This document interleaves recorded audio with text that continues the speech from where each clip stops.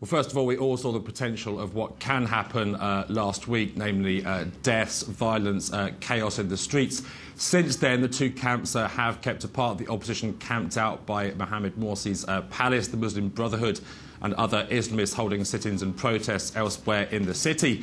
As you said, the official line, if you like, is that their paths shouldn't cross today. We were talking to Muslim Brotherhood supporters yesterday saying they've had strict orders not to get involved in clashes, but these are the biggest demonstrations for the last few days. The situation on the streets is always fluid and unpredictable, always the potential for splinter groups to break off from the main march, as it were. The other thing to add into the equation is the role of the army. They've been given extra powers during this referendum period to arrest civilians, potentially put them on military trial. That's something which human rights groups are very worried about. Egyptians, of course, have the military rule which existed after Hosni Mubarak fresh in their minds and everything that went with it. Also, we all remember those images, for example, of female protesters being dragged across Tahrir Square by their hair, and all of that is adding to the tense atmosphere.